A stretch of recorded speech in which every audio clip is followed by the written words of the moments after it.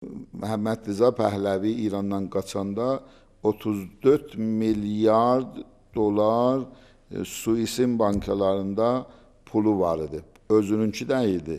Nəfti nə mənə satmışdılar nəftə. Onun %25'in, 30'un özləri götürmüşdülər. Ölkənin sərvəti idi. Bəli. Bu millətin sərvətini götürüblər. Bu 40 neçildə də onun uşaqları ki, bu qədər İranın əleyhinə fəaliyyət edirlər, haman paralar ki, qarət Onun edirlər. hesabına yaşayırlar. Bəli. Reza Xan, onun babası, neçədir ki, İranda şahlıq elədi. İndi o əsnadda var, sənədlərdə. 46 min sənəd öz adına var idi. Yəni, hər bir yerə gedəndə, hər bir də yaxşı bir köy, yaxşı bir topraqlı, hasılxız bir yer olanda öz adına deyərdə yazsınlar.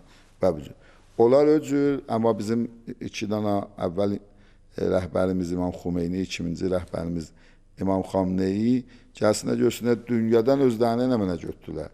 Elə haman Hüseyniyə cəmaranda, Hüseyniyə İmam Xumeynidə, hətta ora bir fəş də salmadılar. Elə sadə yaşadılar. Xob, millət bunu görür. Bunu görür, ona görə bir dərin əlaqə. Tabi bəziləri də ki, bilmirdilər. Düşmənlər, rəsanələr əleyhinə ağamızın çox sözlər demişdilər. Pənahqaha nə mənə deyirsiniz? Səngərdə, Pənahqada gizlənirdilər yeraltı məsələn, deyirlər, ağa gizlənibdi. Bu sözlərdən zatdan deyirdilər. Və sonra gördülər, deyirlər, qaçıb Venezuelaya, Rusiyaya. Bu sözlər deyirlər, Venezuela, Rusiya, Moskova. Və gördülər ki, ağa öz evində, oruçluq günündə, öz dəftərində şəhadətə yetişdi. Quran oxuyarkən.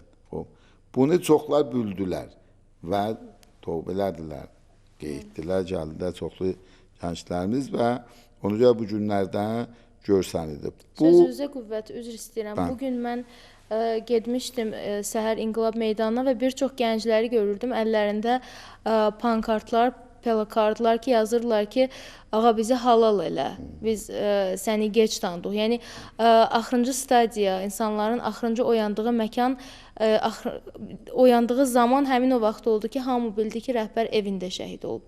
Onda artıq bir çoxları utandılar.